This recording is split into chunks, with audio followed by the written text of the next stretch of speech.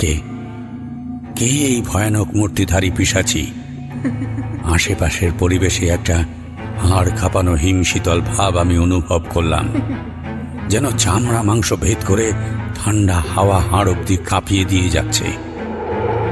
না জানি কোন নরকের দ্বার ভেদ করে এই গ্রহর অপশক্তি এসেছে এই পৃথিবীর বুকে। বৌদ্ধ ভিক্ষুকটি কাঠের পুতুলের মতো টলতে টলতে গিয়ে পড়ল মূর্তিটির পায়ের কাছে। ধারালো নখ বিশিষ্ট হাতে সে একবার তুলে ধরল সেই ভিক্ষুর রক্ত মাংসের দেহ। আর তারপরেই যা ঘটল তা আজ অব্দি আমার অবিশ্বাস্য, অকল্পনীয় বলে মনে হয়। অমন হাড় হিম করা নারকীয় দৃশ্য আমি কখনো দেখেছি বলে মনে পড়ে না। ভিক্ষুর নেতিয়ে পড়া শরীর থেকে আস্তে আস্তে বেরোতে লাগলো একটা লালচে ধোঁয়া, আর সেই ত্রিমূর্তি পিশাচির বিকট হাঁ করে হিংস্র বুভুক্ষ রাক্ষসের মতো গিলতে লাগলো সেই ধোঁয়া। এসব ধোঁয়া নয়, সেই পিশাচি একটু একটু করে শুষে নিচ্ছে ওই নিষ্পাপ ভিক্ষুর সমস্ত প্রাণ শক্তি। নমস্কার, আমি রাকিব। গল্পাসুর গল্পের গ্যালাক্সিতে আপনাদের সকলকে স্বাগতম। আজ আপনাদের শোনাব লেখক পল্লব ঘোষের কলমে তারানাথ তান্ত্রিক ও লাকিনী দেবীর রক্তভোগ। আজকের গল্পটি শুরুর আগে আপনাদেরকে রিকোয়েস্ট করব, আপনারা প্লিজ একটা লাইক দিয়ে যাবেন। লাইক বাটনটি প্রেস করতে আপনাদের 1 মিলি সেকেন্ডও সময় লাগে না, কিন্তু এই একটা লাইক ইউটিউব অ্যালগরিদমকে সাহায্য করবে এই গল্পটি আরও অনেক শ্রোতা বন্ধুদের কাছে পৌঁছে দেওয়ার। তাই প্লিজ একটি লাইক দিয়ে যাবেন। 1 লক্ষের পরিবার হতে আর মাত্র কয়েক হাজার সাবস্ক্রাইবার বাকি, তাই এখনও যারা সাবস্ক্রাইব করেননি দ্রুত সাবস্ক্রাইব করে পাশে থাকা বেল আইকনটি প্রেস করুন। আর এমনই সব দুর্দান্ত গল্প নিয়ে আসবো শুধুমাত্র আপনাদের জন্য। ইন্ট্রো বেশি লম্বা না করে শুরু করছি আজকের নিবেদন, লাকিনী দেবীর রক্তভোগ। দরজার ওপর করাঘাতের শব্দ হতেই আমি ঘুরে তাকালাম। তারানাথ আমার সামনে বসেই হুঁকোয় টান দিচ্ছিল। বলল, ওই এলো আমাদের কিশোরী বাবু, দেখো আবার সঙ্গে করে কি আশ্চর্য জিনিস নিয়ে এসেছে। আমি উঠতে উঠতে বললাম, সঙ্গে আশ্চর্য আবার কি আনবে? দাঁড়াও দাঁড়াও, তুমি বসো, আমি যাচ্ছি। এই বলে তারানাথ নিজেই উঠে গিয়ে দরজা খুলে দিল। ঘরের ভিতর ঢুকে এলো কিশোরী সেন। তারানাথ তক্তপোষে এসে বসল নিজের জায়গায়। কিশোরীর কাঁধে অফিসের ব্যাগ, হাতে আর একটা ছোট ঝোলা ব্যাগ, আর মুখে একটা বেশ প্রশান্তির ভাব লেগে রয়েছে। সে এসে আমার পাশে নিজের জায়গায় বসতেই বললাম, ইয়ে, এত দেরি হলো? কিশোরী সরাসরি কিছু জবাব না দিয়ে মুচকি হেসে হাতের ব্যাগটা তুলে দেখালো। তার মানে কিশোরীর দেরি হওয়ার কারণ আর এত খুশি হবার কারণ দুটোই এই ব্যাগের মধ্যে রয়েছে। তারানাথ দেখলাম জুলু জুলু চোখে আমার দিকে তাকিয়ে ভুরুক ভুরুক তামাক টানছে। গোঁফদাড়ির ফাঁকে একটা সূক্ষ্ম হাসির রেখাও আমার নজর এড়ালো না। মশাই একটু আগেই বললেন বটে যে কিশোরী সেন সঙ্গে করে কিছু আনছে। আমি বললাম, কি আছে হে ওতে? কিশোরী ব্যাগের ভিতর থেকে একটা খবরের কাগজে মোড়া জিনিস বের করে আনলো। তারপর সেটা আমার হাতে দিয়ে ইশারায় খুলতে বলল। আমি দড়ির ফাঁস খুলে দেখি একখানা খুব সুন্দর চকচকে পিতলের লক্ষ্মী মূর্তি। আমি সেটা ঘুরিয়ে ফিরিয়ে দেখে অবাক হয়ে তাকালাম কিশোরীর দিকে। এখন মাসের শুরু, এই সময়টা আমরা একটু নবাবি চালাই থাকি মানছি, তাই বলে কিশোরী সেন কিনা এসব খাতে পয়সা খরচা করবে? কিশোরী হেসে বলল, আর বলো না ভায়া, সংসারে গিন্নির দাবি ঠাকুর ঘরের আগের লক্ষ্মী মূর্তিটি নষ্ট হয়েছে, তাই নতুন একখানা লক্ষ্মী মূর্তির প্রয়োজন। মাস গেল, পকেটে 2 পয়সা এলো, তাই আর কি কিনে নিয়ে এলাম। ভালো হয়েছে না? মূর্তিটা তারানাথ ঘুরিয়ে ফিরিয়ে দেখছিল। তারপর সেটা মাথায় ঠেকিয়ে কিশোরীর হাতে দিয়ে বলল, মায়ের মূর্তি সবসময় সুন্দর হে, ও জিনিস কখনোই খারাপ বলতে নেই। কিশোরী মৃদু হেসে মূর্তিটা আবার কাগজে মুড়ে ব্যাগে চালান করতে করতে বলল, দোকানে কত বিচিত্র রকমের সব জিনিস যে সুন্দর শুধু সেটা বলছি না, কিছু কিছু জিনিস বড়ই অদ্ভুত, বিশেষ করে কয়েকটা মূর্তি, কিছু ছবি। আমি অন্তত বাবার বয়সে এসব জিনিস দেখিনি আর কি। আমি বললাম, অদ্ভুত মানে কি জিনিস, কিসের মূর্তি? কিশোরী বলল, সে আর ভাই ভিড়ের মধ্যে দোকানদারকে আমার জিজ্ঞেস করা হয়নি। তাছাড়া দেরি হয়ে যাচ্ছিল। ও জিনিস যতই অদ্ভুত হোক, ঠাকুরমশাইয়ের গল্পের প্রতি আমার আগ্রহ তার চেয়েও বেশি। ইতিমধ্যেই চারি এসে আমাদের চা আর তেল মাখা মুড়ি দিয়ে গেছে। তারানাথকে লক্ষ্য করলাম মুখর পাঠ শেষ করে কিরকম যেন গম্ভীর মুখে অন্যমনস্ক হয়ে তাকিয়ে আছে। কি ঠাকুরমশাই, এরকম হঠাৎ উদাস হয়ে গেলেন যে? কিছু হলো নাকি? কিশোরী চায়ে চুমুক দিয়ে হাত কচলাতে কচলাতে বলল, মনে হচ্ছে নতুন কোনো গল্প আসছে ওনার মাথায়। তারানাথ ম্লান হেসে বলল, তোমাদের সব কিছুতেই শুধু গল্প চাই। আরে ওটার জন্যই তো আমরা আপনার এত বড় অনুরাগী। বলুন না, নিশ্চয়ই কিছু ভাবছেন। সামনে রাখা পাসিং শোয়ের প্যাকেট থেকে তারানাথ একটা সিগারেট বের করে তাতে অগ্নিসংযোগ করে বলল, ভাবছি হে কিশোরী, ভাবছি। তোমার ওই অদ্ভুত মূর্তির কথা শুনে আজকে আমার একটা কথা মনে পড়ে গেল। অদ্ভুত মূর্তি, বড়ই অদ্ভুত সে মূর্তি। অদ্ভুত তার রীতি, অদ্ভুত তার নীতি। আর থাক, সেসব কথা তোমাদের বলে লাভ নেই। তোমাদের গল্প কথা বলে মনে হবে খামুখা। আমি চেপে ধরলাম, না না, তা বললে হবে না। আপনি তো আমাদের সেই জরাসুরের মূর্তির কথা বলেছিলেন, সেও কি কম আশ্চর্যের কিছু ছিল নাকি? তা আমরা কি সেসব হেসে গল্প কথা বলে উড়িয়ে দিয়েছি? আপনাকে ওই ঘটনা বলতেই হবে। তারানাথ রাজি হলো, যদিও সেটা এমন কিছু ব্যাপার নয়। আসল ব্যাপারটা হলো তারানাথের মুখের ভাব। তার মুখের ভাব দেখে আমিও বুঝতে পারছিলাম যে ঘটনার কথা তারানাথ বলতে চলেছে তা সে নিজেও চোখে না দেখলে হয়তো বিশ্বাস করতো না। আচ্ছা, বেশ বেশ, শোনো তাহলে, বলে পরপর দুটো ধোঁয়ার রিং ছেড়ে তারানাথ বলতে শুরু করল। সাধনার টানে ঘর ছেড়েছিলাম, সে কথা তোমরা আগেও শুনেছ। পথে ঘাটে বনে জঙ্গলে অনেক ভালো খারাপ সাধুতান্ত্রিক কাপালিকদের সাথে পরিচয় হয়েছিল। অনেকের থেকে অনেক কিছু শিখেওছি। একবার পড়েছিলাম এক বেজায় সমস্যায়। এক ঘটনাটা ঘটেছিল উত্তরের পাহাড়ি জঙ্গলে। হাঁটতে হাঁটতে হঠাৎ কিছুতে একটা ঠক্কর খেয়ে কোনো রকম পাথুরে মাটিতে পড়তে পড়তে বাঁচলুম। ঘুরে তাকাতেই পাথুরে মাটিতে সুকৌশলে লুকিয়ে রাখা মোটা দড়ির ফাঁস চোখে পড়ল আমার। প্রথমটা দেখেই ভারী খটকা লাগলো। এ জঙ্গলে এভাবে শিকার করার মতো তো কোনো বন্যজন্তু নেই। আমার এ পথে যাওয়ার কারণ একটাই, জঙ্গল পেরিয়ে উত্তরে গেলেই শুনেছি বড় শ্মশান পড়ে। ভেবেছিলাম যদি ভরার জোরে কোনো শ্মশানচারী বাবার দেখা মেলে, কিন্তু এ জিনিস এখানে কি জন্যে রাখা তা কিছুতেই ভেবে পেলাম না, বুঝলে। তো যাই হোক, সেটা ফেলে রেখে সবেমাত্র এক পা এগিয়েছি। আচমকা পেছন থেকে কি একটা হাওয়ার গতিতে আমার কানের পাশ দিয়ে ঘেঁষে একেবারে সামনের দেবদারু গাছে গিয়ে লাগলো। চমকে উঠে দেখি বাঁশের সরু লাঠির আগায় বাঁধা রয়েছে লোহার ছুঁচালো ফলা। গাছের গায়ে সেটা বিঁধে তখনও উপর নিচে মৃদু কাঁপছে। বিস্ময়ের ঘোর কাটতে না কাটতেই চারধারে ঝোপঝাড় থেকে বিকট আওয়াজে মনটা যেন কেঁপে উঠল। সর্বনাশ! এ পথে যে এমন ডাকাত আছে তা তো জানতাম না। তাছাড়া তখন আমার কাছে এমন ক্ষমতা ছিল না যে ওদের মোকাবেলা করে পার পেয়ে যাব। আমার কাছে তাদের দেওয়ার মতো টাকা কড়িও কিছুই নেই। আর থাকলেও তারা যে আমাকে প্রাণে বাঁচিয়ে রাখবে না সে ব্যাপারে আমি নিশ্চিত।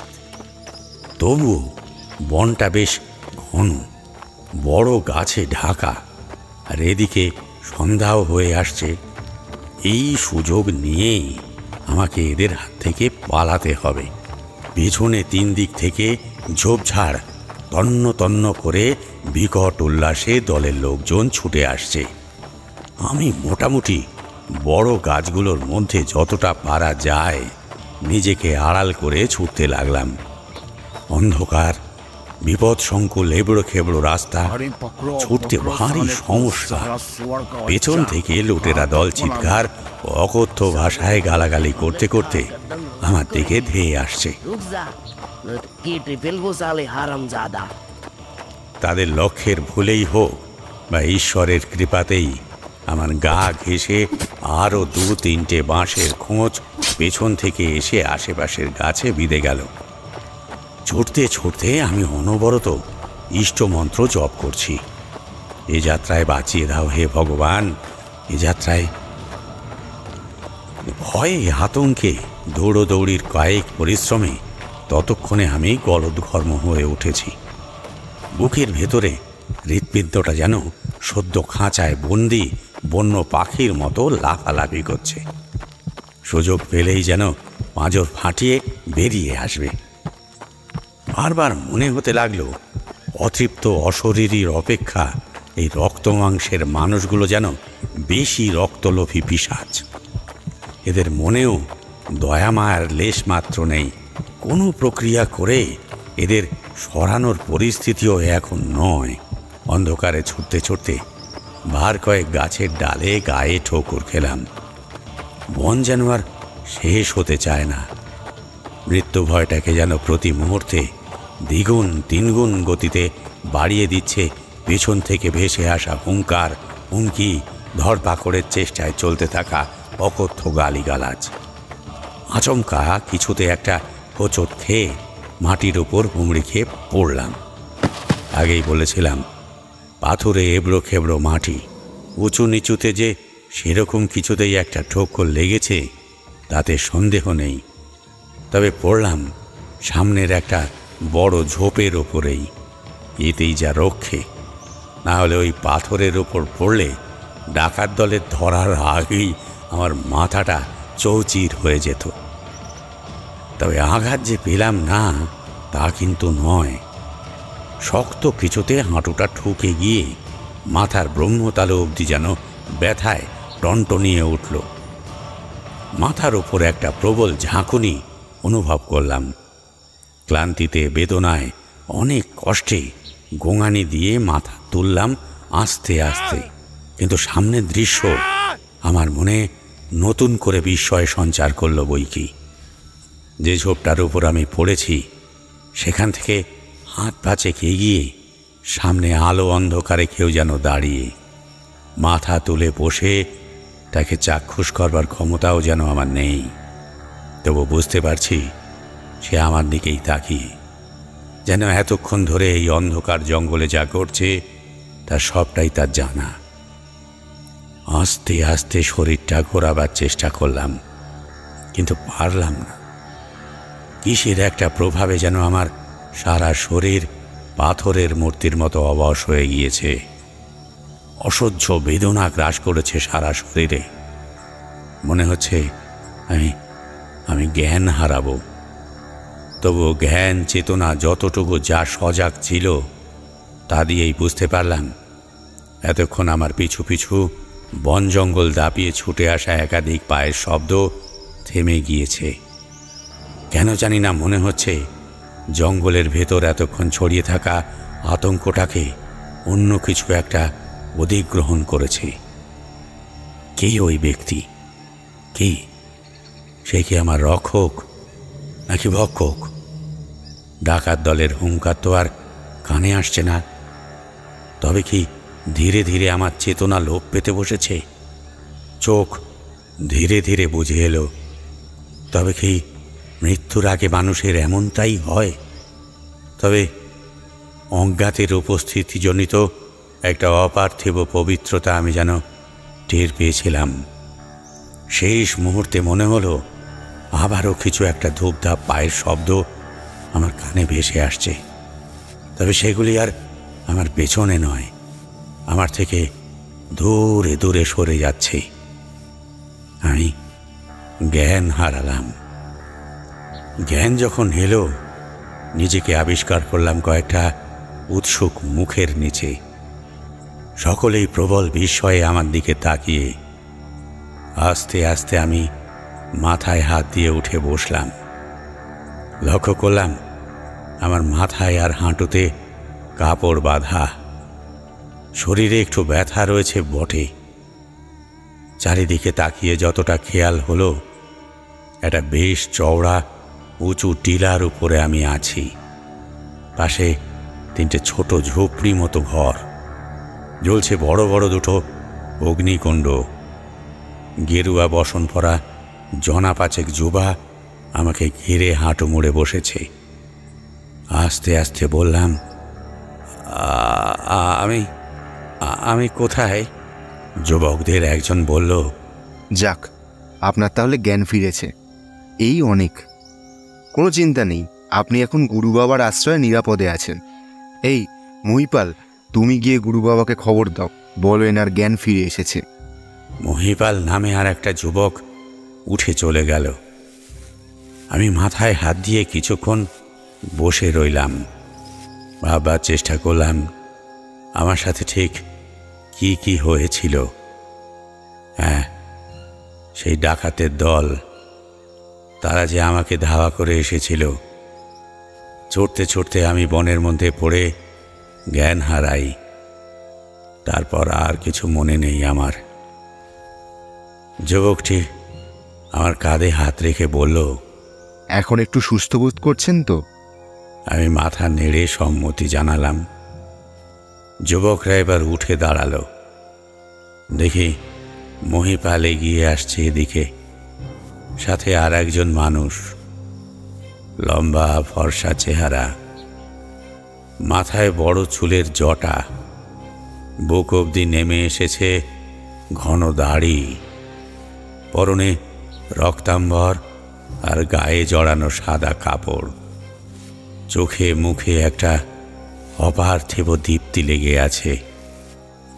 ওনার উপস্থিতিতে মনের মধ্যে কীরকম যেন একটা পবিত্রতা অনুভব করলাম। ইনি বোধহয় এনাদের গুরু বাবা। গুরু বাবা আমার সামনে ঝুঁকে আমার মাথায় হাত রাখলেন। তারপর স্মিত হাস্যে বললেন, এই তো তোমার জ্ঞান ফিরে এসেছে, আর কোনো ভয় নেই। আমি হাঁ করে তাকিয়ে রইলাম গুরু বাবার দিকে। কিছু কিছু মানুষ রয়েছে দেখবে, যাদের দেখলেই মনের ভেতরে আপনা থেকেই একটা ভালো লাগা, একটা শ্রদ্ধা ভক্তি ভাব জেগে ওঠে। এই গুরু বাবাকেও অনেকটা সেরকম মনে হলো। মানুষটা নিঃসন্দেহে কোনো উচ্চ মার্গের সাধক, আর এরা এনার শিষ্য। ওই ডাকাত দলের হাত থেকে আপনি আমাকে উদ্ধার করলেন? গুরু বাবা স্থির দৃষ্টিতে খানিকক্ষণ আমার দিকে চেয়ে রইলেন। তারপর উঠে দাঁড়িয়ে বললেন, যা হয়ে গেছে তা গেছে, ও নিয়ে আর ভেবে কাজ নেই। তুমি সুস্থ হয়ে এসেছ, এটাই অনেক। কিন্তু কিছু যদি অতীতের কিছু ঘটনা জানাটা তোমার জীবনে আদতেই গুরুত্বপূর্ণ হতো, তাহলে তা তুমি নিশ্চয়ই জেনে যেতে। আমার কাছ থেকে কিছু শোনার দরকার নেই, বরং আমি তো বলবো অতীতের কথা ভেবেও কোনো লাভ নেই। অতীতকে নয়, নিজের জীবনটাকে নিয়ে বাঁচো।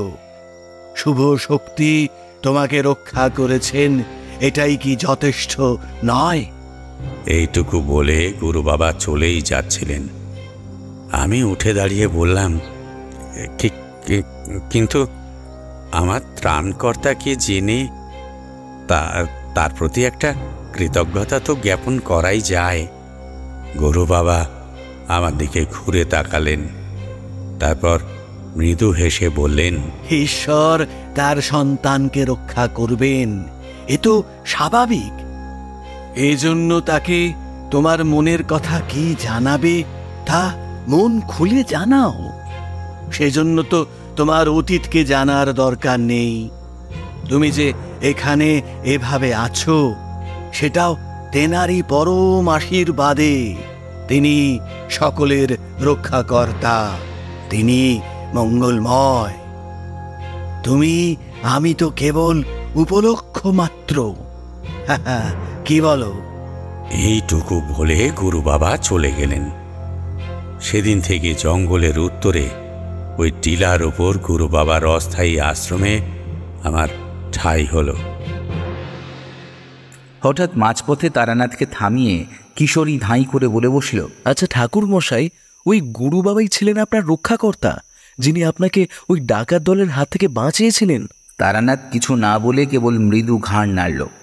এরপর আমাদের দুজনকেই অবাক করে দিয়ে কিশোরী আমার দিকে তাকিয়ে হেসে বলল, মানে ব্যাপারটা কিরকম যেন সাদামাটা হয়ে গেল না?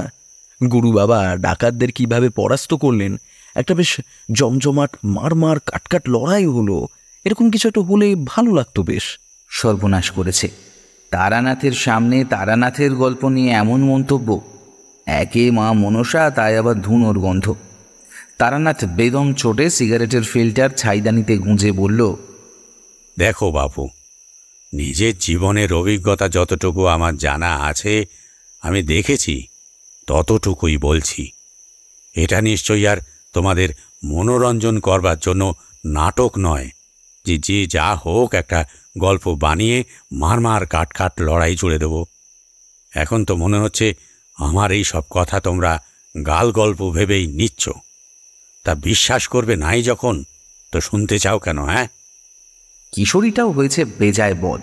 গল্প শোনার জন্য আগ্রহে তিরিং বিরিং করে লাফাবে, আবার প্রায় রোজ দিনই গল্পে কোনো না কোনো উটকো মন্তব্য করে তারানাথকে চটিয়ে ছাড়বে। আমি পরিস্থিতি বেগতিক বুঝে সামাল দিলাম। আহা ঠাকুরমশাই, আপনি কিশোরীর কথা ছাড়ুন তো।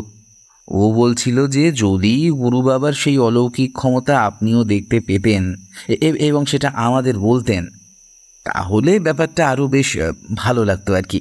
আর আপনার গল্প বিশ্বাস না করে উপায় আছে?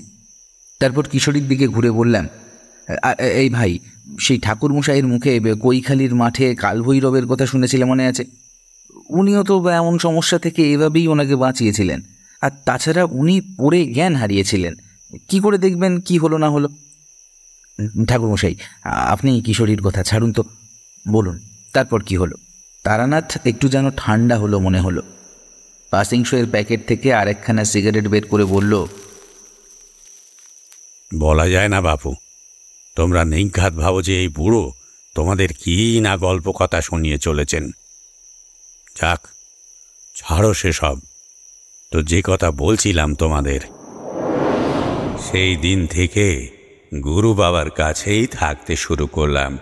মানুষটাকে কিরকম যেন মনে ধরেছিল। সারাদিন বাকি শিষ্যদের সাথে ঘুরে ঘুরে হাতে হাত মিলিয়ে কাজ করতাম, রান্না করতাম, কাঠ কাটতাম। সন্ধ্যায় গুরু বাবা সকলকে নিয়ে বসতেন। বিভিন্ন রকম আলোচনা চলত সেখানে। বাবার আশ্রমে একবেলা ভোজন ও আর একবেলা উপবাসের রীতি ছিল।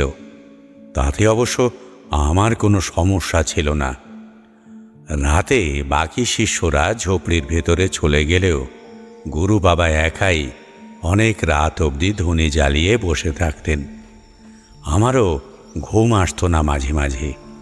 প্রায়শই বসে থাকতাম গুরু বাবার সামনে। রাতের জংলা হাওয়ায় কাঁপতে থাকা অগ্নিকুণ্ডের সম্মুখে নিশ্চল পাথরের মূর্তির মতো দুটো প্রাণী বসে। নেই কোনো কথা, কোনো আলাপচারিতা। গুরু বাবা চোখ বুজে ধ্যানে লেন। আমিও একদৃষ্টে কিরকম যেন অবশ হয়ে তাকিয়ে থাকতাম আগুনের দিকে। একদিন এরকম বসে আছি, হঠাৎ গুরু বাবা চোখ খুলে আমার দিকে তাকালেন, বললেন, কিরে, তুই এখনো এখানেই থাকবি, যাবি না? আমি হাত জোড় করে বললাম, কোথায় গুরু বাবা? গুরু বাবা বললেন, কোথায় আবার? নতুন সাধু সঙ্গের সন্ধানে। আমি অবাক হলাম। মানুষটার সাথে এতদিন এই বনের মধ্যে রয়েছি, উঠছি, খাচ্ছি, বসছি, দিবারাত্র দেখছি দুজন দুজনকে, অথচ কথাটা তিনি এমনভাবেই বললেন যেন তার আমার সাথে একটু আগেই পরিচয় হয়েছে। বললাম, আপনি থাকতে অন্য সাধুর সন্ধানে কিভাবে যাব? আপনার সঙ্গেই না হয়। গুরু বাবা আমার দিকে তাকিয়ে বললেন, আমি আজ এখানে আছি, কাল আবার কোথায় থাকবো? তুই কি আমার সাথে সাথে ঘুরবি রে পাগলা? তোকে যে আবার সংসারেও ফিরতে হবে। গুরু বাবার কথার অর্থ বুঝতে পেরে বললাম, সাধনার নেশাতেই ঘর ছেড়েছি গুরু বাবা, গৃহের প্রতি আমার টান নেই। সে লক্ষণ আমি তোর মধ্যে আগেই দেখেছি। যেদিন তোকে প্রথম দেখেছিলাম তুই আর 5 জনের মতো সাধারণ মানুষ নোস। সেই জন্যই তো তোকে এখানে নিয়ে এসেছি। কিন্তু কি বলতো, সবটাই নিয়তির বিধান।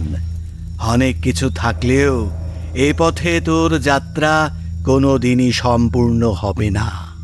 তোকে যে সংসারে ফিরতেই হবে বাবা। এই কথা আমার কাছে নতুন নয়, আগেও শুনেছি। বললাম, সবটাই কি নিয়তির বিধান গুরু বাবা? মানুষের কর্ম কি কিছুই ঠিক করে না? গুরু বাবা আর কিছু না বলে কেবল আমার দিকে তাকিয়ে একটা দীর্ঘশ্বাস ফেললেন। তারপর একটা ম্লান হাসি হেসে আবার মন দিলেন নিজের ধ্যান সাধনায়। প্রায় মাসখানেক ছিলাম গুরু বাবার আশ্রমে। আমি থাকা অবধি অন্তত ওনারা ওই জঙ্গলেই ছিলেন। গুরু বাবা সেই অর্থে আমাকে ওনার বাকি শিষ্যদের মতো দেখতেন না, দেখতেন একটু আলাদাভাবেই। মানুষটা যে আমাকে স্নেহ করতেন সে বিষয়ে কোনো সন্দেহ নেই। না, ওই শ্মশানে ঘুরে বেড়ানো তান্ত্রিক কাপালিকদের মতো উনি ছিলেন না। উনি ছিলেন আদি শক্তির উপাসক, বেশ উচ্চ মার্গের সাধক। যতদিন ছিলাম গুরু বাবার কাছ থেকে বেশ কিছু মন্ত্র প্রক্রিয়া বিদ্যা রপ্ত করেছিলাম বটে।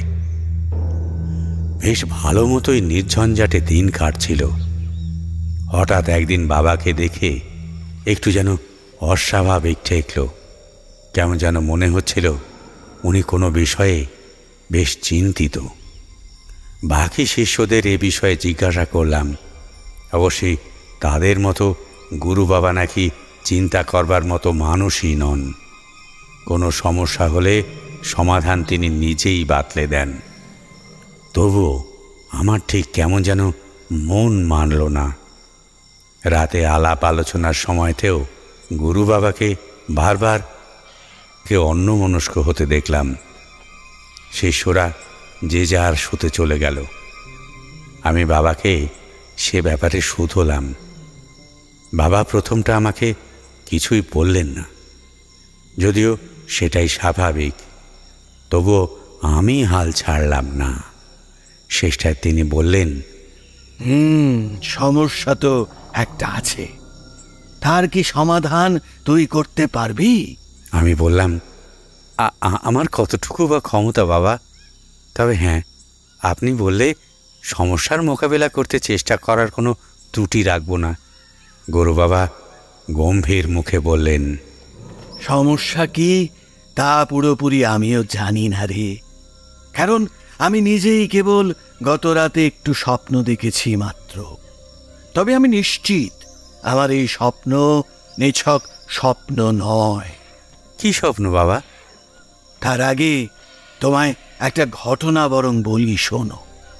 আমার বাল্যবন্ধু পদ্মনাভদেব, যদিও এটা তার আসল নাম নয়, পদ্মনাভদেব এবং আমি প্রথমে একই গুরুর কাছে সাধনার শিক্ষা লাভ করতে শুরু করি।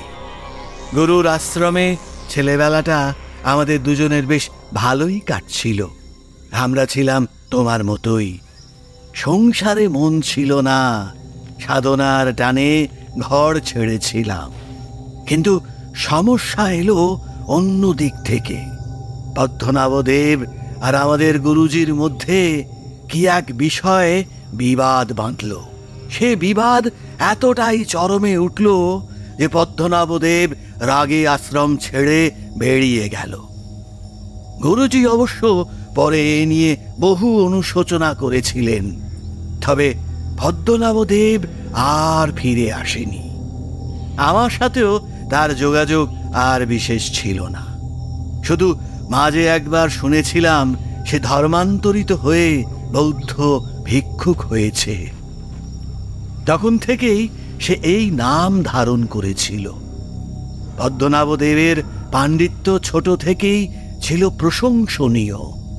বৌদ্ধ ধর্মের শাখায় সে অপার জ্ঞান লাভ করে এবং পরবর্তীতে পশ্চিমের এক বৌদ্ধ বিহারের মঠাধ্যক্ষ রূপে নিযুক্ত হয়। তার নেতৃত্বে এখন শয়ে শয়ে বৌদ্ধ ভিক্ষুক শিক্ষা ও জ্ঞান লাভ করছে। কিন্তু আমার স্বপ্ন উল্টো কথা বলছে তারা না। আমি যেন দেখতে পাচ্ছি পদ্মনাভদেবের বৌদ্ধ মঠে নেমে এসেছে বিপদের কালো মেঘ। সে বিপদ থেকে পরিত্রাণ পাওয়ার উপায় কি তা কেউ বুঝতে পারছে না তারানাথ। কিন্তু কি সেই বিপদ গুরু বাবা? কি সেই বিপদ তা আমিও হলফ করে বলতে পারি না। শুধু চোখের সামনে দেখছি একের পর এক নিষ্পাপ বৌদ্ধ ভিক্ষুকের প্রাণ যাচ্ছে, নৃশংসভাবে অপমৃত্যু ঘটছে তাদের। কোন মহাশক্তিধর অপশক্তি যে তাদের এই হাল করছে তা আমি জানি না তারানাথ। এ তো সাংঘাতিক ব্যাপার। কিন্তু আপনি কি নিশ্চিত গুরু বাবা যে এসবের পেছনে রয়েছে কোনো অপশক্তি? তারানাথ, কোন রক্ত মাংসের মানুষের অন্তত মনে এত সাহস নেই যে সে পদ্মনাভদেবের মঠে গিয়ে তার শিষ্যদের দিনের পর দিন এভাবে হত্যা করতে পারে। তবে আপনি কি সেখানে যাওয়া অনিবার্য বলে মনে করেন গুরু বাবা? তোর মত কি বলে বেটা, বল। আমি কিছুক্ষণ চুপ থেকে বললাম, এ তো নিছক কোনো স্বপ্ন হতে পারে না। হতে পারে আপনার বন্ধু স্বয়ং মঠাধ্যক্ষ পদ্মনাভ দেবী বিপাকে পড়ে কোথাও না কোথাও আপনার কথা ভেবেছেন হয়তো আপনি থাকলে তাকে নিয়ে যথাযথ মুক্তির পথ দেখাতে পারতেন, যে কারণে আপনার মনে এই দুঃস্বপ্নের উদয়। সেক্ষেত্রে আপনার যাওয়াটা আমি কর্তব্য বলেই মনে করি গুরু বাবা। গুরু বাবা মাথা নেড়ে বললেন, তাছাড়া এই নিষ্পাপ ভিক্ষুকদের মৃত্যুর কথা জানতে পেরেও যদি আমি চুপচাপ বসে থাকি তবে আমার এই সাধনা জীবন, এই শক্তি সব বৃথা। আমার শীঘ্রই সেথা যাওয়া প্রয়োজন। আমি বললাম, তবে গুরু বাবা যদি অভয় দেন একটা কথা বলি। বল বেটা বল। আমিও আপনার সঙ্গে ওই বৌদ্ধ মঠে যেতে চাই গুরু বাবা। যদি আপনার কোনো আপত্তি না থাকে তো। গুরু বাবা এবার আর না করলেন না। আমার মাথায় হাত বুলিয়ে সহাস্যে বললেন, আচ্ছা আচ্ছা, বেশ বেশ, তাই হবে। পরদিনই গুরু বাবা এবং তার শিষ্যদের সাথে সেই বন ছেড়ে রওনা দিলাম। কথা ছিল সামনে বন পেরিয়ে পড়বে নগরী, বাকি শিষ্যরা সেখানেই আস্তানা গেড়ে থাকবে। সেখান থেকে গুরু বাবা আমাকে নিয়ে রওনা দেবেন পশ্চিমের বৌদ্ধ মঠে। নগরে পৌঁছে দেখি এখানেও গুরু বাবার গৃহী ভক্তের সংখ্যা অনেক, ফলে বাবার শিষ্যদের এখানে থাকতে অসুবিধা কিছুই হবে না। শিষ্যদের জন্য থাকার যথাযথ ব্যবস্থা করে পরদিনই গুরু বাবা আমাকে নিয়ে পশ্চিমে রওনা দিলেন। আচ্ছা, একটা ব্যাপার একটু আগে বলুন তো। তারানাথ ধোঁয়া ছেড়ে বলল, বলো। আপনারা মানে আপনি আর গুরু বাবা পশ্চিমের যে বৌদ্ধ মঠে যাচ্ছিলেন সেটা রাস্তা জানলেন কি করে? মানে গুরু বাবার সাথে তো ওনার বন্ধু পদ্মনাভ দেবের বহুদিন সাক্ষাৎ হয়নি। মৃদু হেসে তারানাথ বলল, স্বপ্ন। স্বপ্নে? স্বপ্নে? আমরা দুজনেই প্রায় একসাথে বলে উঠলাম। তারানাথ বলল, সে কোন অদ্ভুত ক্ষমতা বা মায়াবল তা আমি জানি না, তবে গুরু বাবা নিজের স্বপ্নেই দেখতে পাচ্ছিলেন পশ্চিমের সেই বৌদ্ধ মঠে যাওয়ার রাস্তা। খুব সাধারণ বললে সবটাই হয়তো ভগবানের ইচ্ছা। তিনিই হয়তো চাইছিলেন আমরা ওখানে যাই, তাই আর কি। আমি বললাম, তারপর তারপর কি হলো? ধোঁয়া ছেড়ে বলতে শুরু করলো তারানাথ। সামান্য মাত্র সম্বল নিয়েই গুরু বাবা আর আমি বেরিয়েছিলাম। প্রথমটা আমরা দুজনে কেউই জানতাম না কোথায় যেতে হবে, কিন্তু দুজনে হেঁটে চলেছি অক্লান্তভাবে। মাথার উপর সূর্যের পরিক্রমার সাথে তাল মিলিয়ে আমরা চলেছি তো চলেছি। রাতে যখন অবস্থা একদম কাহিল হয়ে পড়ল, বাধ্য হয়ে বিশ্রাম নেওয়ার জন্য থামলাম। বাবার মন যে সর্বদা ওই মঠের ভিক্ষুদের জন্য কেঁদে চলেছে তা আমি বুঝতেই পারছিলাম। সেই রাতেই বাবা ধ্যানে বসলেন। শুরু হলো বাবার পথ দর্শন। উত্তেজনায় আমার হাত চেপে ধরে তিনি বললেন, তারানাথ, আমি পথ পেয়েছি তারানাথ। চল, এক্ষুনি চল। সেখানে যেতে হবে যে সত্তর, ওদের বড় বিপদ। আবার শুরু হলো নিরন্তর পথ চলা। প্রায় ৩-৪ দিন এক নাগাড়ে পথ চলার পর অবশেষে এমন জায়গায় এলাম পদ্মনাভদেবের বৌদ্ধ মঠ এক বাক্যেই চিনি। মঠে যখন পৌঁছলাম, প্রায় দিন শেষে সূর্য পশ্চিমে ঢলে পড়েছে। মঠের বাইরে দ্বাররক্ষীর হাতে গুরু বাবা কি একটা গাছের পাতা নিজের পোটলা থেকে বের করে দিয়ে বললেন, मठाध्यक्ष पद्मनाभदेव को ये संदेश जाकर दे दो बेटा, बोलो बाहर हम आए हैं। দ্বাররক্ষী বোধহয় আমাদের বেশভূষা দেখেই বেশ সম্ভ্রমের সাথে মাথা ঝুঁকিয়ে ভেতরে চলে গেল।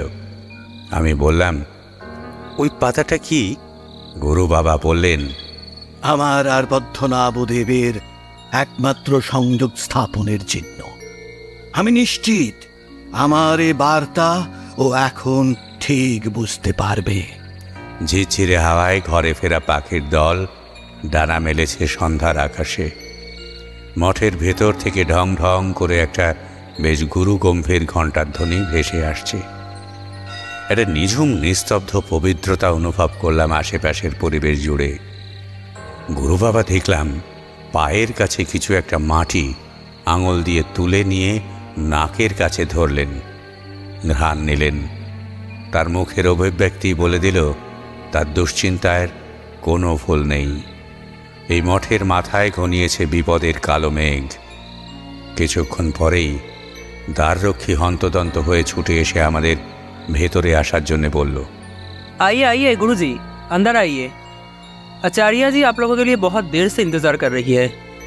হায় বেটা, পোটলাটা নিয়ে ভেতরে আয়। বলে গুরু বাবা এগিয়ে চললেন। আমিও চললাম তার পিছু পিছু। এই পরিবেশে আমি আগে কখনো আসিনি। গোটা চত্বরটার মাঝামাঝি একটা পাথরের বড় উঁচু স্তূপাকার ঘর বা চৈত্য, যার ভেতর রয়েছে বড় প্রার্থনা গৃহ। চৈত্যস্তূপের দুদিকে রয়েছে ছোট ছোট কিছু ঘর বা বিহার, যেখানে বৌদ্ধ ভিক্ষু অর্থাৎ ছাত্ররা থাকে। অনেকটা আমাদের প্রাচীনকালের গুরুগৃহ বা টোলের মতো। বিহারের দর্শন, সাহিত্য, নানা বিষয়ে বৌদ্ধ ভিক্ষুদের জ্ঞান দেওয়া হয়। কেবল সকাল সন্ধ্যা চৈত্যের ভেতর প্রার্থনা কক্ষে প্রার্থনা চলে। জায়গাটা আমাদের মূল বাংলাদেশের নয়। বিহারটা একদম নগরের শেষ প্রান্তে। নগরে হিন্দুস্তানি মারোয়াড়িদের ভিড়ই বেশি।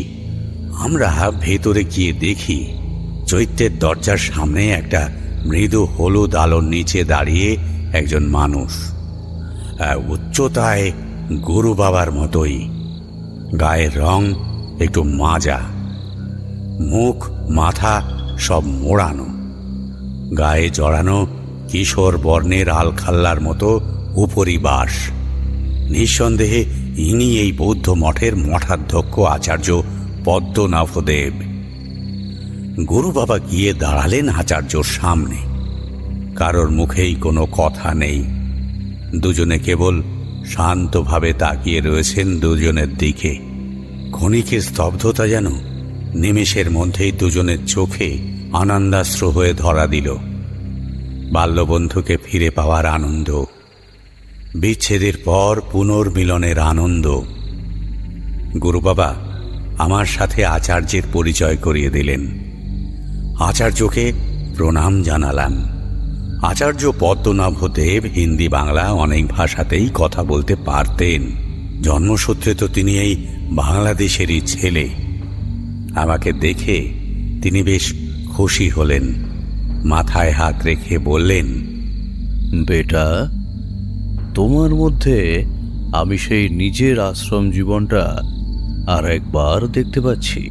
প্রাথমিক আলাপ আলোচনার পর এবং সৌজন্য বিনিময়ের পরে আমরা বিহারের পাশের খাবারের ঘরে গেলাম।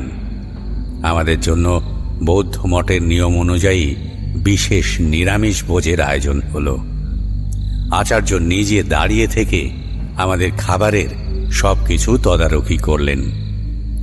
আহার সেরে আমরা তিনজন বসলাম চৈত্যের পাশে আচার্যের ঘরে। প্রথমে আমাদের মাঝে রাখা ছোট একটা জ্বালানো মৃৎ প্রদীপের সামনে পরস্পরের সম্মুখে ধ্যানে লীন হলেন আচার্য পদ্মনাভদেব এবং গুরু বাবা দুজনেই। আমিও ওনাদের দেখা দেখি একই পন্থা অবলম্বন করলাম। কিছু পরে শুরু হলো আমাদের আলোচনা। গুরু বাবা দুঃস্বপ্নের কথা আচার্য আগেই শুনেছিলেন। সে কথা যে অক্ষরে অক্ষরে সত্যি তা আমি চোখের সামনেই দেখতে পেলাম। একটা দীর্ঘশ্বাস ফেলে আচার্য বললেন, হ্যাঁ, তোমার ভাবনা সবটাই সত্যি। বিহারের অবস্থা একেবারেই ভালো নয়। কি থেকে যে কি সব হচ্ছে জানি না।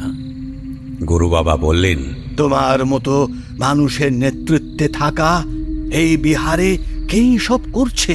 হ্যাঁ, এত বড় দুঃসাহস কার? যারই হোক, সে যে মহাশক্তিধর তাতে আমার কোনো সন্দেহ নেই। তাছাড়া চোখের সামনে বর্বর এত বৌদ্ধ ভিক্ষুর অসহায় মৃত্যু, আমার ব্যর্থতা আর বেদনা সবকিছুকেই গভীরভাবে সূচিত করছে। বিগত 10 দিন কি এক ভয়ঙ্কর মৃত্যুলীলা শুরু হয়েছে এই বৌদ্ধ বিহারে। প্রতিদিন সকালে একজন করে বৌদ্ধ ভিক্ষুর রক্তশূন্য দেহ পাওয়া যাচ্ছে বিহারের বাইরে। রক্ত শূন্য দেহ বিহারের বাইরে? হ্যাঁ, বিহারের বাইরে। দেহগুলি দেখলে মনে হয় কেউ যেন এদের মায়া বলে নিজেদের বসে বিহারের চত্বরের বাইরে এনে রক্ত চুষে খেয়ে এদের প্রাণ নিয়েছে। ফ্যাকাশে শুকিয়ে আসা দেহ, মৃতদেহগুলির চোখ মুখের ভাব দেখলে বুক পর্যন্ত কেঁপে ওঠে। মৃত্যুক্ষণে তাদের সাথে যে কি পৈশাচিক কাণ্ড হয়েছে তা কল্পনাও করা কঠিন। কি যে হচ্ছে, কেন এসব হচ্ছে, তার কোনো ব্যাখ্যাই যে আমি পাচ্ছি না। প্রতিষ্ঠার পর থেকে বিগত 15 বছর এই বিহারের দায়িত্বে রয়েছি, অথচ এমন ঘটনা এই প্রথমবার। গুরু বাবা বললেন, এই ভিক্ষুরা কি রাতে নিজেরাই বিহারের বাইরে বেরিয়ে যায় নাকি? হয়তো নিজেরাই যায়। মনে হয় কোনো অদৃশ্য উপশক্তি যেন তাদের বশ করে নিয়ে যাচ্ছে। কি হচ্ছে তা দেখবার জন্য আমাদের পুরনো দ্বাররক্ষী মহান্তিকে পাহারা দেওয়ার জন্য বহাল রাখা হলো। তাতে সমস্যা তো বোঝা গেলই না, বরং ফল হলো উল্টো। পরদিন সকালে মহান্তির রক্তশূন্য দেহ পাওয়া গেল দ্বারের বাইরে। আমি এবার বললাম, রাতে নিশ্চয়ই কিছু অদ্ভুত শব্দ বা চিৎকার তো পাওয়া গেছে। আচার্য মাথা নাড়লেন। এই ঘটনার পর থেকেই সকলের মনে মৃত্যু ভয় জাঁকিয়ে বসেছে। সূর্যাস্তের পরপরই সকলেই বিহারের বাইরে আসার গতিরুদ্ধ হয়। যদিও আমি নিষেধাজ্ঞা জারি করেছি। বড়দের কেউই আর দায়িত্ব নিয়ে এই সমস্যার উৎস খুঁজতে চায়নি। হাজার হোক, প্রাণের ভয় তো সবার আছে। বাধ্য হয়ে আমি গত 2 রাত জেগে বিহারে পাহারা দেওয়ার সিদ্ধান্ত নিই। আমার চোখেও কিছু ধরা পড়েনি, বিশ্বাস করুন। জানি না এ কি অলৌকিক ঘটনা শুরু হলো এই নিষ্পাপ ভিক্ষুদের জীবনে। জমিদার চন্দ্রবর্মার কানে এখনো এই খবর অবশ্য যায়নি। উনি জানতে পারলে অনর্থ হয়ে যাবে, একেবারেই অনর্থ। সবকিছুর দায় তখন আমাকেই কাড়ে নিতে হবে। গুরু বাবা বললেন, জমিদার চন্দ্রবর্মাকে এই বিহারের প্রতিষ্ঠাতা। আচার্য উপরে নিচে মাথা নাড়লেন। একসময় বন্ধ দরজা ঠকঠক শব্দ হলো। আচার্য পদ্মনাভদেব গলার স্বর চড়িয়ে বললেন, कौन? अंदर आओ, दरवाजा खुला है। দরজা খুলে যিনি ভেতরে এলেন তিনিও যে এই বিহারেরই সদস্য তাতে সন্দেহ নেই। চেহারায় একটু খাঁটো, দেহ গৌরবর্ণ, বেশ স্বাস্থ্যবান চেহারা। গোলগাল টিকালো নাক বিশিষ্ট ফর্সা মুখটাতে কুতকুতে ছোট চোখ দুটো কিরকম যেন বেমানান লাগছে। আচার্য বললেন, आओ सूर्यभद्र। তারপর আমাদের দিকে ঘুরে বললেন, ইনি হলেন এই বৌদ্ধ বিহারের বিহারপাল আচার্য সূর্যভদ্র। বিহারে ভিক্ষুদের দেখাশোনা, নিয়ম শৃঙ্খলা সবটা ইনি বিগত 5 বছর ধরে তা নিষ্ঠার সাথে পালন করে আসছেন। বিহারপাল সূর্যভদ্রের সাথে আচার্য আমাদের পরিচয় করিয়ে দিলেন। তবে এটা যে সূর্যভদ্র খুব একটা গুরুত্ব দিয়ে নিলেন তা কিন্তু মনে হলো না। সূর্যভদ্রের চোখে মুখে প্রথম থেকেই বিরক্তির ছাপ স্পষ্ট। সেটা লক্ষ্য করেই বোধহয় আচার্য বললেন, सूर्यभद्र, कुछ समस्या हुई है क्या? সূর্যভদ্র বিরক্ত মুখেই বললেন, समस्या, तकलीफ, तकलीफ और क्या? आप तो सब कुछ जानते हैं। आज जमींदार चंद्रवर्मा जी ने बिहार का कुशल पूछकर आमंत्रण प्रेरित किया है। अब उसको क्या जवाब दे हम? আচার্য পদ্মনাভদেব মাথা নিচু করে খানিকক্ষণ কি ভাবলেন, তারপর বললেন, ठीक है, इस मामले में मैं तुमसे बाद में बात करता हूँ, बाद में। সূর্যভদ্রের বিরক্তির মাত্রাটা এই জবাবে আর একটু বাড়ল বলেই মনে হলো। তিনি বললেন, और कितना बाद आचार्य जी? इधर भिक्खू का जान जा रहा है और आप हम चुपचाप केवल देख रहे हैं। आपके ऊपर हम और क्या कर सकते हैं? मठाधीश तो आप ही है ना। আচার্য মাথা নেড়ে বললেন, हम समझ सकते हैं सूर्यभद्र, बहुत अच्छी तरह से समझ सकते हैं। नहीं, आप नहीं समझ रहे आचार्य जी। यहाँ बाहर के लोग से बात करके कुछ फायदा नहीं होने वाला। ऐसे चलता रहा और एक बार चंद्रवर्मा जी के कान में ये बात पहुंच गया तो आपको इस पद से हटाने में वो 2 बार भी नहीं सोचेंगे आचार्य जी। याद रखना यह बात। এই বলে সূর্যভদ্র মুখ দিয়ে একটা বিরক্তিসূচক শব্দ করে সশব্দে দরজা বন্ধ করে ঘর ছেড়ে বেরিয়ে গেলেন। নির্বাক আচার্য তাকিয়ে রইলেন সেদিকে। এতক্ষণ আমি আর গুরু বাবা চুপচাপ বসে সবটা শুনছিলাম। গুরু বাবা এবার বললেন, সূর্যভদ্র তো তোমার ওপর বেশ বিরক্ত বলে মনে হলো। আচার্য মাথা নাড়লেন। বিরক্তি কি আমার নিজের উপরেই হয় না? আমি নিজে এত জ্ঞান নিয়ে এমন পদের অধিষ্ঠাতা হয়ে কিছুই করতে পারছি না, কিচ্ছু না। দেখ মোরে, দেখ। গুরু বাবা বললেন, চন্দ্রবর্মা জানলে তোমাকে পদ থেকে সরিয়ে দেবেন।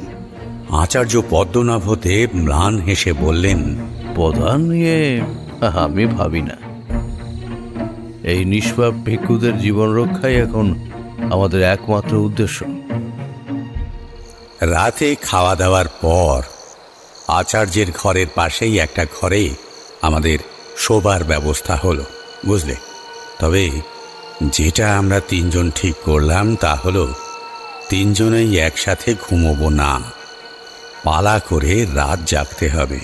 ঠিক হলো, প্রথম প্রহর রাত জাগবেন গুরু বাবা, মধ্যপ্রহর একটু কম সময় আমি, আর অন্তিম প্রহরে রাত জাগবেন আচার্য পদ্মনাভদেব। তারপরেই ভোর হলে প্রার্থনার সময় হয়ে আসবে।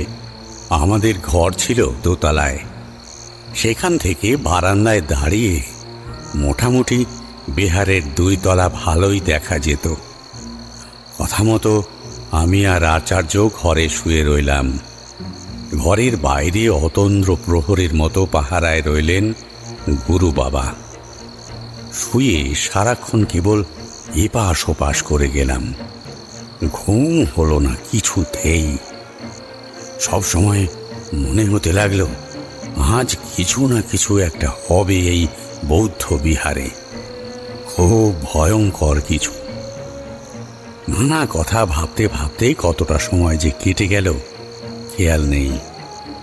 গোটা বৌদ্ধ বিহার যেন নিঝুম পুরীতে পরিণত হয়েছে।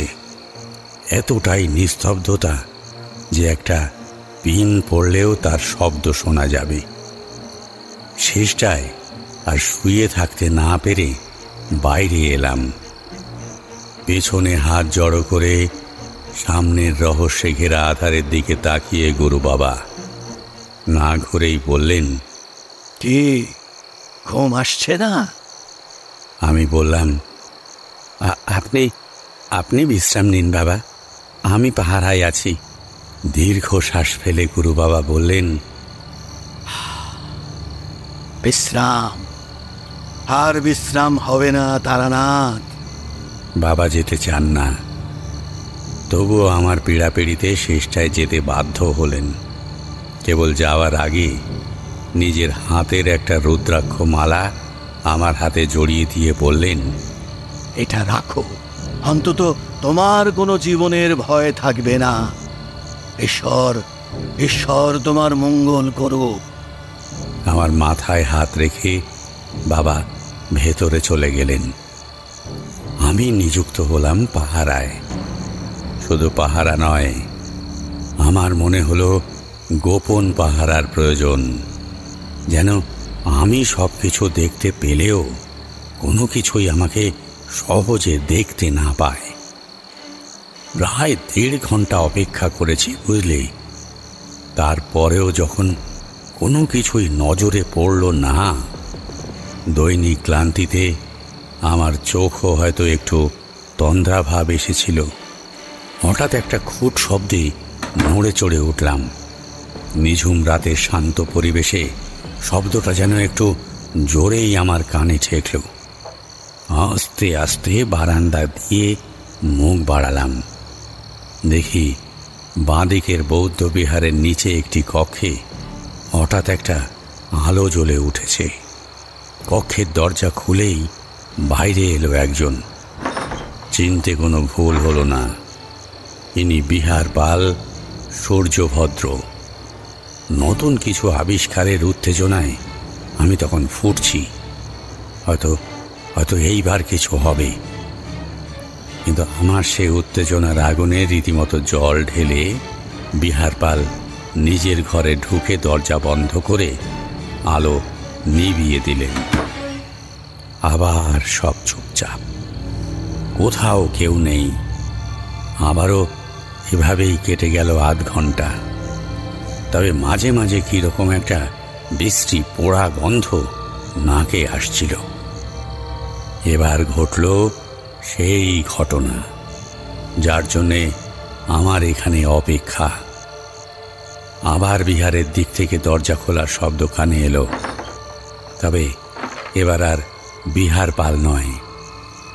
দরজা খুলে বাইরে বেরিয়ে এলো এক অল্প বয়সী বৌদ্ধ ভিক্ষু। কোনো সন্দেহ নেই যে সে এই বিহারের শিক্ষার্থী। তবে তার চলাফেরার মধ্যে কোনোরূপ গোপনীয়তা নেই। যেন কিসের এক অমোঘ টানে সে নিঃশব্দে বেরিয়ে এলো ঘরের বাইরে, এসে দাঁড়ালো উঠোনে। বুঝলাম আমাকে এবার নিচে যেতে হবে। প্রথমে ভাবলাম একবার আচার্য আর গুরু বাবাকে ডাকি, কিন্তু ওনারা হয়তো ঘুমোচ্ছেন, কিংবা ডাকতে গেলে হয়তো এই ভিক্ষু আমার চোখের আড়াল হয়ে যাবে। তাই আর কাল বিলম্ব না করে তড়িঘড়ি নেমে এলাম নিচে। শেষ রাতে চাঁদের আলোটুকু গিয়ে ছুঁয়েছে চৈত্যের উপর স্তূপে। অন্ধকারের মধ্যেও আমি স্পষ্ট দেখতে পাচ্ছি সেই ভিক্ষু এগিয়ে চলেছে বিহারের বাইরের দিকে, যেন কোনো অদৃশ্য সুতোয় বেঁধে কেউ তাকে টেনে নিয়ে যাচ্ছে বিহারের বাইরে। আমি পেছনে যতটা সম্ভব লুকিয়ে একটু তফাৎ রেখে তাকে অনুসরণ করে চললাম। রাতে ঘুমে আচ্ছন্ন গোটা বিহার জানে না সকলের অগোচরে আজ রাতে আবার কি এক ভয়ানক কাণ্ড ঘটতে চলেছে। ভিক্ষুটি বন্ধ দরজার দিকে না গিয়ে গেল পাঁচিলের পাশে, তারপর নিঃশব্দে পাঁচিল ডিঙিয়ে ওপারে গিয়ে পড়ল। তার দেখা দেখি আমিও এগিয়ে চলেছি বাইরে। যত এগোচ্ছি ততই মনে প্রশ্ন জাগছে, তার মানে প্রতি রাতে কি এভাবেই সূত্রপাত হয় মৃত্যু বিভীষিকার? তবে চমকের এখানেই শেষ নয়। ভিক্ষুটি এবার ঘুরে ঘুরে এলো বিহার চত্বরের একদম পেছন দিকে। বড় বড় বট অশ্বত্থে ঘেরা জায়গাটা, সেদিকে সে এগিয়ে চলল। আমি চলতে গিয়েও থমকে দাঁড়িয়ে পড়লাম। ওই মোটা বটগাছটার নিচে কেউ যেন একটা দাঁড়িয়ে রয়েছে বলে মনে হলো অন্ধকারে। ভিক্ষু তার দিকেই এগিয়ে চলেছে। কে ওটা? আর একটু ভালোভাবে দেখার জন্যে আমি অতি সন্তর্পণে আর একটু এগিয়ে একটা ভাঙা পাথরের দেয়ালের পাশে গিয়ে দাঁড়ালাম। ভিক্ষু এগিয়ে চলেছে সেদিকে। অন্ধকারে তো একটা নারী মূর্তি বলেই মনে হচ্ছে ওটা। কিরকম অদ্ভুত চেহারা যেন। কে ওটা? কি? এবার অন্ধকারের জায়গা নিয়েছে একটা সবজিতে নীল আলোর রশ্মি, আর সেই আলোয় গাছের গোড়ায় দাঁড়িয়ে এক বিভৎস নারী মূর্তি। অমন দৃশ্য দেখলে সহসা যে কোনো মানুষের বুকের রক্ত হিম হয়ে আসবে। অবয়বটির দুটি পা ও চারটি হাত, কালচে লাল গাত্রবর্ণ, আঙুলের ডগায় ধারালো ছোড়ার মতো বড় বড় নখ, আর সব থেকে যেটা ভয়ানক, নারী মূর্তিটির একটা নয়, দুটো নয়, তিনটে মাথা, আগুনের গোলার মতো জ্বলতে থাকা তিন জোড়া চোখ, আর বিভৎস কদাকার দাঁত বিশিষ্ট মুখের পৈশাচিক হাসি তাকে যেন আরো ভয়াবহ করে তুলেছে। একটা বুক কাঁপিয়ে দেওয়া হাসির শব্দ, সে হাসির শব্দেই যে কারোর প্রাণ বেরিয়ে আসবে।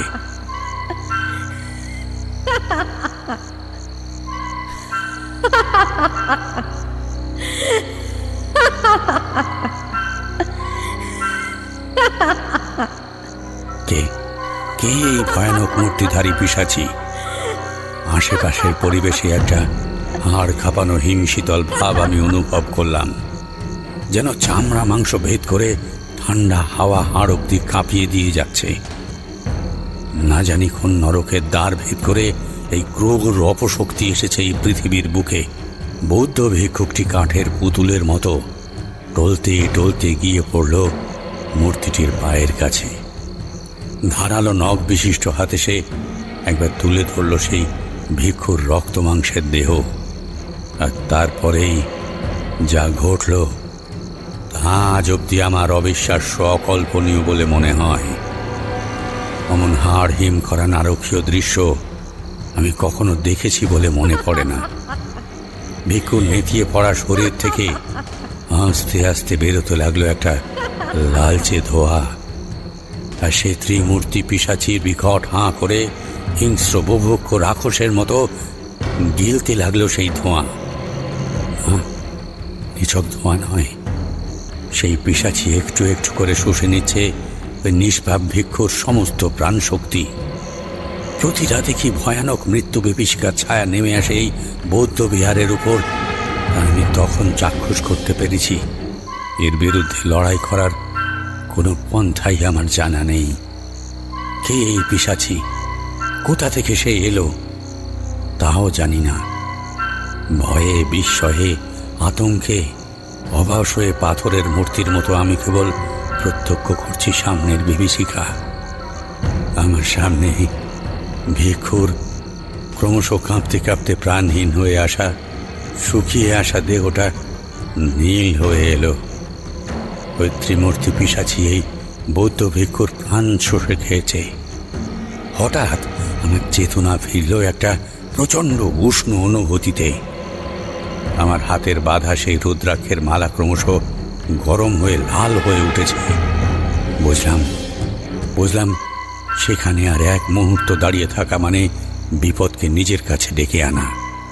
সামনেই ওই বিভীষিকা দেখার সাহস বা ছুটে পালিয়ে আসার ক্ষমতা কোনোটাই আমার নেই। তবু এ বিপদের মোকাবেলা করতে গেলে আগে আমাকে বাঁচতে হবে। মনের সবটুকু শক্তি একত্র করে প্রাণপণে ছুট লাগালাম। ছুটতে ছুটতে হাঁপাতে এসে পড়লাম বৌদ্ধ বিহারের সামনে। পেছনে ঘুরে তাকাবার সাহস আমার তখন হয়নি। পাঁচিল ডিঙিয়ে মঠের ভেতরে ঢুকে উপরে উঠে সোজা এসে পড়লাম ঘরের ভেতর।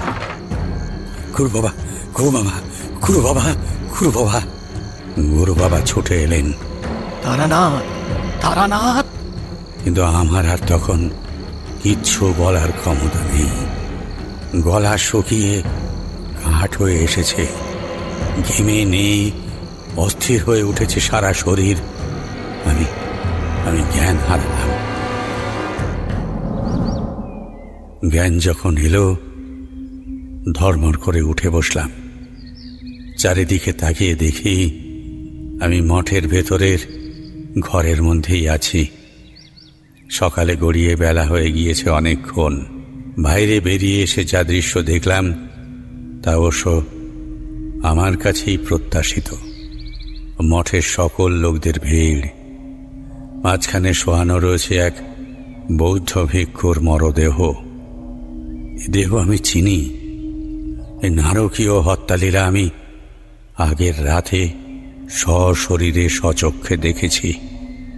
অথচ এখন এই দিনের আলোয় আমার নিজেরই তা কেমন দুঃস্বপ্ন বলে মনে হচ্ছে। কি যে আমি দেখলাম তার কোনো ব্যাখ্যাই আমার কাছে নেই। একদিকে পাথরের মূর্তির মতো স্থান হয়ে রয়েছেন আচার্য পদ্মনাভদেব, তার পাশে দাঁড়িয়ে গুরু বাবা, তার দৃষ্টি নিবন্ধ মৃতদেহটির দিকে। বিহারপাল আচার্য সূর্যভদ্র মাথায় হাত দিয়ে ব্যস্তভাবে এদিক ওদিক ছোটাছুটি করছেন। বাকিরা ভিক্ষুর শেষকৃত্যে ব্যস্ত হয়ে পড়লে আমি আচার্য আর গুরু বাবাকে আলাদা করে ডেকে রাতের ঘটনা সবটা বর্ণনা করলাম। যতই ঘটনার কথা বর্ণনা করছি ততই যেন আচার্যের মুখ হাঁ হয়ে চোখ কপালে উঠছে। শেষটায় সব শুনে আচার্য একটা বেতের আরাম কেদারায় ধপ করে মাথায় হাত দিয়ে বসে পড়লেন। আমি বললাম, কি হয়েছে আচার্য? পরিস্থিতি কি খুব খারাপ কিছু? আচার্য মাথায় হাত রেখে কাঁপা কাঁপা গলায় বললেন, তারানাথ, তুমি যেভাবে সবটা বর্ণনা করলে তাতে আমার মনে গভীর সংকট উপস্থিত হয়েছে। এইসব মৃত্যুর পেছনে তার মানে এইসব মৃত্যুর পেছনে কি আচার্য? দেবী লাকিনী, ওই ত্রিমূর্তি নারী আর কেউ নয়, তারানাথ, স্বয়ং দেবী লাকিনী। আমি অবাক হয়ে বললাম, দেবী লাকিনী? হ্যাঁ তারানাথ, নিগম্য শাখার আরাধ্য এক ভয়ানক অবদেবীনী, যার পুজোর ভোগ হিসাবে প্রয়োজন প্রতি রাতে একটি তাজা প্রাণ, তাজা রক্ত। হিমালয়ের তরাই দেশে এক গুন্ডা সাধনা হয়ে থাকে, কিন্তু এখানে সেই সাধনা কে করল? কে এই বিহারে আহ্বান জানালো ওই রক্তপিপাসু দেবীর পিশাচী রূপকে? হ্যাঁ, কে? আচার্যের চোখ মুখের অবস্থা বলে দিচ্ছে কি বিভৎস সংকট এসে পড়েছে এই বৌদ্ধ বিহারের উপর। আমি বললাম, কিন্তু সেসবের আগে তো আমাদের এই দেবীকে আটকাতে হবে আচার্য, যাতে যাতে আর কোনো ভিক্ষুর প্রাণ না যায়। আচার্য বললেন, কিভাবে আটকাবো তারানাথ, বলো কিভাবে আটকাবো? এই ভয়ানক অপদেবীকে কিভাবে আটকানো যায়? কোনো পন্থা তো নিশ্চয়ই থাকবে আচার্য। পন্থা পন্থা একটা আছে, হ্যাঁ আমি কিছুটা জানি, যদিও এমন ভয়ানক সাধনা করার চেষ্টাও আমি অন্তত কোনোদিনও করিনি। তবে দেবীকে রুখতে গেলে প্রাণ সংশয় রয়েছে যথেষ্ট। আমরা একবার ব্যর্থ হলে তছনছ হবে গোটা বৌদ্ধ বিহার। গুরু বাবা আচার্যের কাঁধে হাত রেখে বললেন, তবুও চেষ্টা করতেই হবে। তুমি ভেবো না, আমি তোমার সাথে আছি। নিজের জীবন দিয়ে হলেও আমরা এই বৌদ্ধ বিহারকে রক্ষা করব লাকিনীর হাত থেকে। আমার ইষ্ট দেবতা সর্বমঙ্গলময়। আমার বিশ্বাস তিনি কখনোই এতটা নিষ্ঠুর হতে পারেন না। আমি বললাম, হ্যাঁ আচার্য, প্রাণের ভয় করি না, কিন্তু কাল যে ভয়ানক দৃশ্য আমি দেখেছি তা আর পুনরাবৃত হতে দেওয়া যায় না। আপনি বলুন, আজ রাতেই আমরা এই দেবীর মোকাবিলা করব। আচার্য পদ্মনাভদেব মাথা নাড়লেন। বেশ, তবে মোকাবিলা নয়, দেবীর কোপের হাত থেকে বাঁচতে দেবীকে শান্ত করতে হবে। যতটুকু পন্থা আমি জানি তা দিয়েই চেষ্টা করব।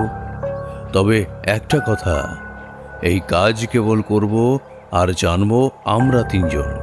বিহারের আর একটি প্রাণীও যেন একথা ঘুণাক্ষরেও না টের পায়। কথা মতো ঠিক হলো। আজ রাতে আমরা তিনজনেই জাগব। দেবী লাকিনী আজকেও আসবেন কোনো তাজা রক্তভোগের নেশায়। আজ আমাদের প্রত্যেকের জীবনে একটা কঠিন পরীক্ষা। জীবন মৃত্যুর সীমারেখায় দাঁড়িয়ে আমরা, আর আমাদের সম্মুখে আমাদের ভাগ্য নির্মাতা বৌদ্ধ তান্ত্রিক দেবী লাকিনী। আরও একবার রাতের আধারে ঢেকে গেল গোটা বৌদ্ধ বিহার। এ রাত অভিশপ্ত রাত। না জানি আজ আবার কোন নিষ্পাপের প্রাণ হরণ করতে চলেছেন দেবী। আকাশে আজও গোল চাঁদ, তবে বারবার ঢাকা পড়ছে মেঘেদের আনাগোনায়। আমরা তিনজন ঠায় জেগে দাঁড়িয়ে রয়েছি বারান্দায়। গোটা বৌদ্ধ বিহার এখন নিঝুম পরি।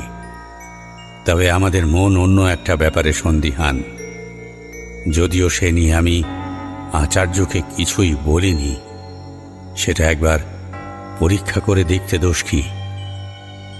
আমি ওনাদের একটু আসছি বলে সরে এলাম। মঠ আর চৈত্য ছাড়িয়ে আস্তে আস্তে এসে পড়লাম বাঁদিকের বিহারে। সামনের লম্বা সারিতে ভিক্ষুদের ঘর।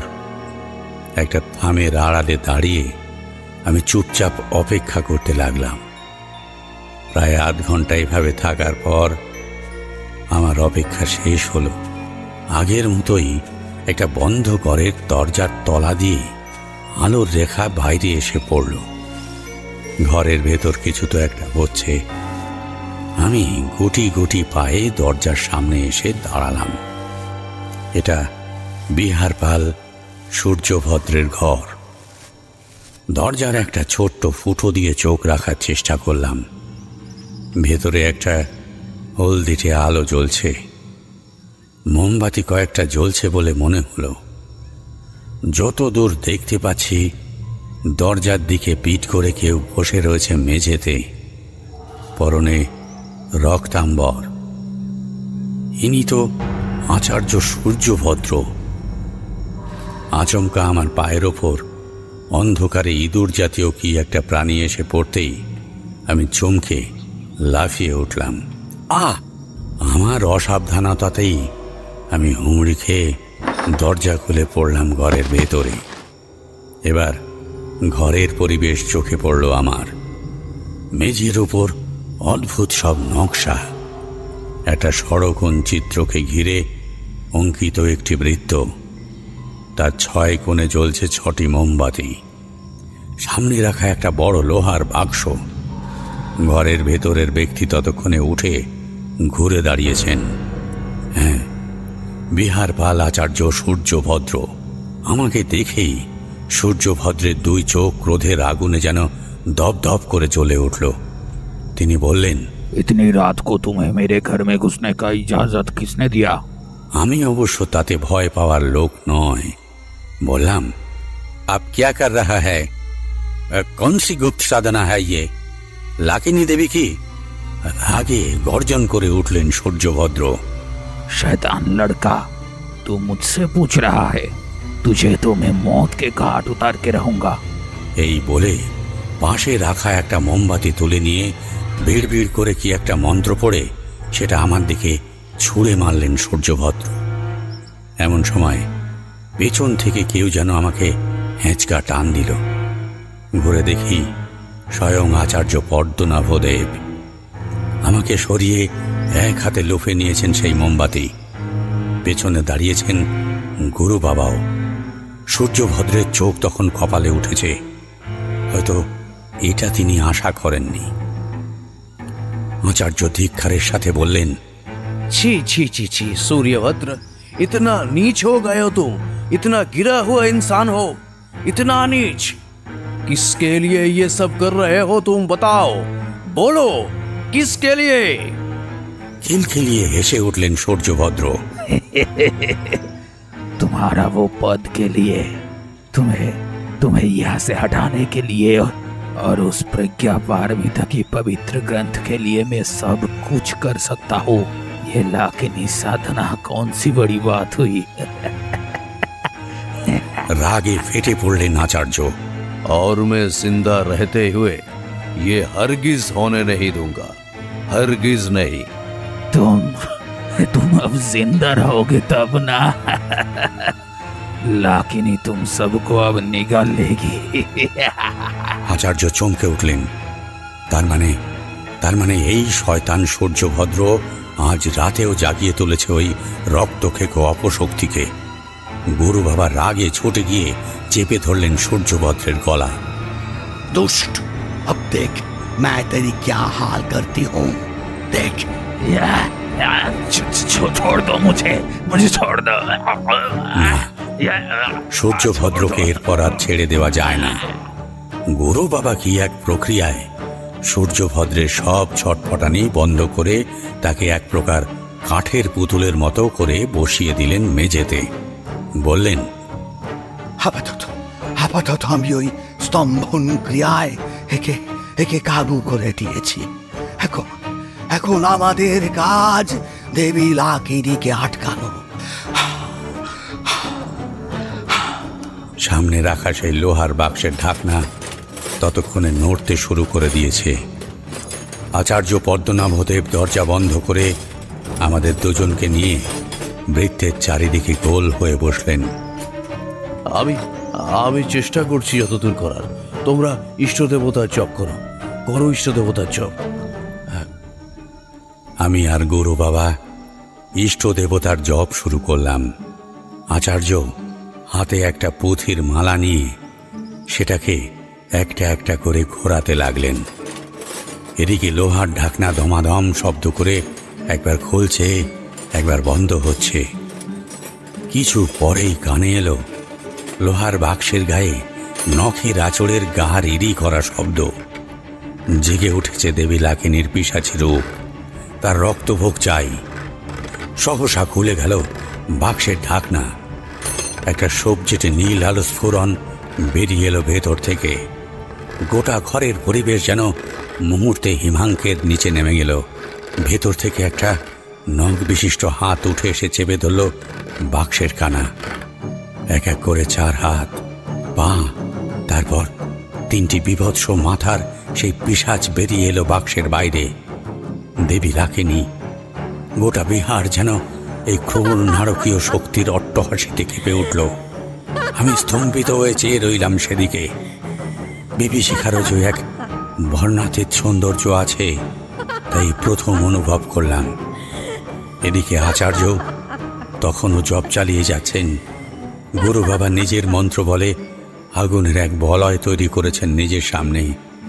বুভুক্ষ রক্তকে পিশাচির মতো এগিয়ে আসছে ত্রিমূর্তি দেবী লাখিনী। মুখে রক্ত জলখারা সেই অট্টহাসি, যা আগেও আমি শুনেছি। এবার ঘটল চমৎকার।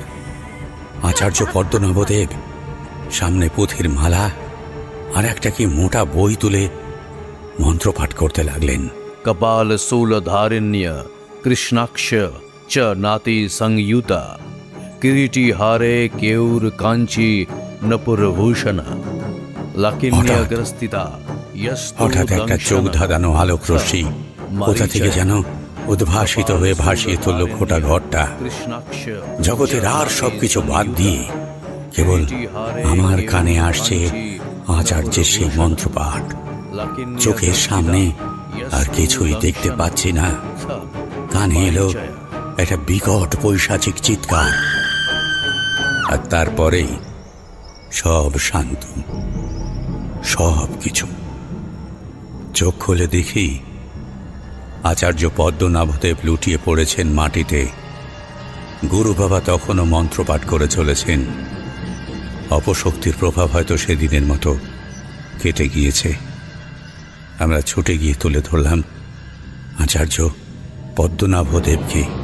তার দেহে প্রাণ আছে, তবে সংজ্ঞা হারিয়েছেন। যে স্থানে দেবী লাখিনী দাঁড়িয়েছিলেন, এখন সেখানে কেবল দেবীর একটি ছোট্ট মূর্তি।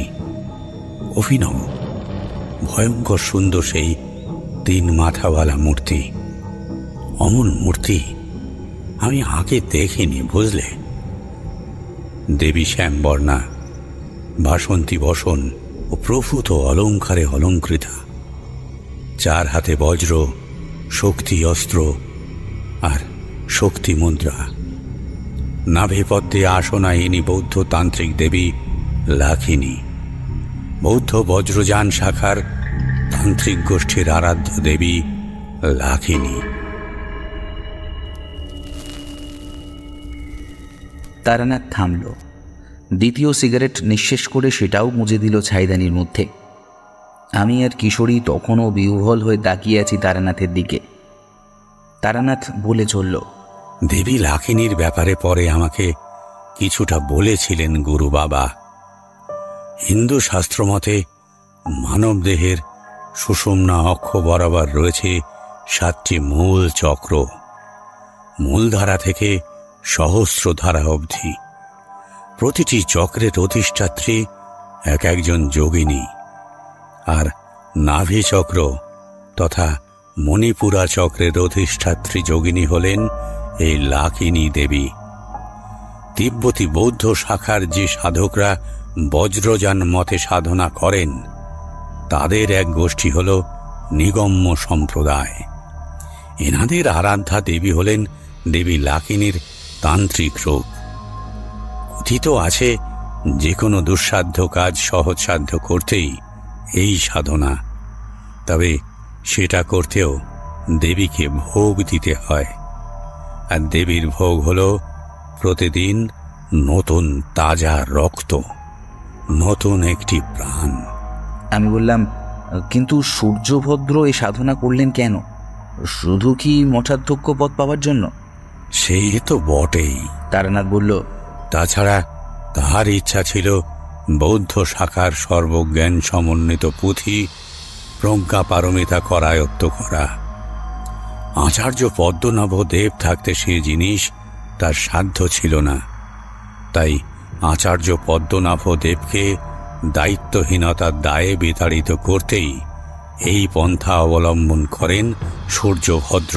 কিশোরী বলল, বাপ রে, ক্ষমতা অধিগ্রহণের জন্য এত কিছু! তারপর কি হলো সূর্যভদ্রের?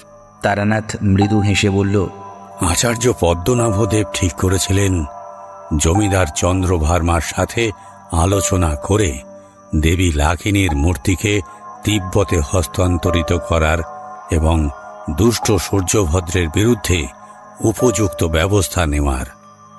সে বিষয়ে আমার বা গুরু বাবার কি বা বলার আছে? হ্যাঁ, তাদের আইন, তারা যা করবার করবে। সমস্যা সমাধান করে আমি আর গুরু বাবা আর একদিন থেকেই পরদিন সকালেই বৌদ্ধ বিহার ত্যাগ করি। চোখের জলে আচার্য পদ্মনাভদেব বিদায় দিয়েছিলেন নিজের বাল্য বন্ধু আর এই অধম ব্রাহ্মণকে। শুধু ফেরবার মুহূর্তেও মন ভরে উঠেছিল একটা অপার্থিব পবিত্রতায়। কিরকম পবিত্রতা? ভোরের শুরুতে বৌদ্ধ মঠে গিয়েছ কোনোদিন? তোমরা তো আবার ওসব জায়গায় যাও না। ভোরের শুরুতে বৌদ্ধ মঠে ভিক্ষুদের প্রার্থনা এবং ঘণ্টার ধ্বনির সাথে সমবেত স্বর, বুদ্ধং শরণং গচ্ছামি, ধর্মং শরণং গচ্ছামি, সংঘং শরণং গচ্ছামি।